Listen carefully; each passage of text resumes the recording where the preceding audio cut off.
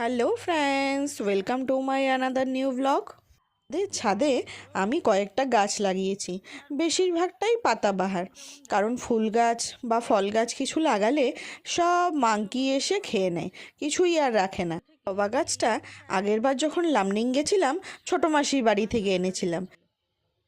শ্বশুরমশাই ছোটো মাছ খেতে ভালোবাসে বলে মকা মাছ, পুঁটি মাছ, পাবদা মাছ, ট্যাংরা মাছ সব নিয়ে আসছে।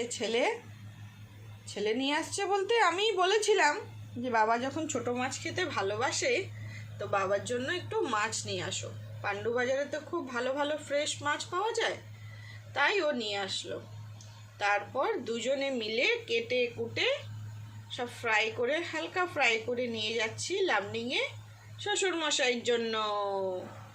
মাছগুলো বেশ বড় বড় ছিল। আমার বাবাও এরকম লোকাল ট্যাংরা খেতে খুব ভালোবাসে। মাছগুলো নিয়ে যাওয়াতে শ্বশুরমশাইও খুব আনন্দ করে খেয়েছে। শ্বশুরমশাইয়ের জন্য ট্যাংরা মাছ, মোয়া মাছ, পুঁটি মাছ সব ফ্রাই করে নিয়ে নিয়েছি। আর এই যে ফুলটা, ওই যে তোমরা দেখতে পেলে আমার ছাদ বাগানে ফুটেছিল, ওখানে কিন্তু অনেক কয়টা জবা গাছ আছে, সাদা, লাল, পোকা গোলাপিটা অনেক কয়টাই আছে। তো এই একটাই ফুটেছিল, তাই ঠাকুরের চরণে দিয়ে দিলাম।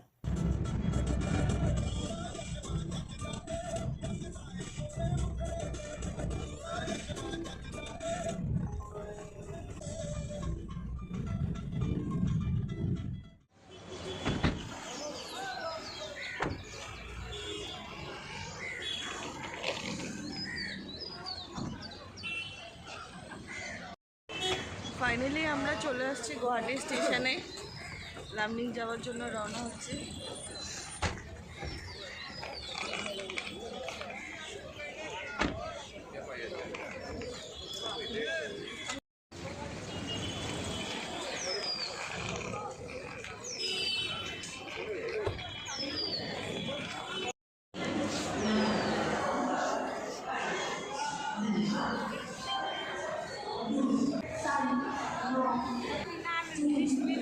আজকের মতন ব্লগটা আমি এখানেই শেষ করলাম। সবাই ভালো থাকবেন।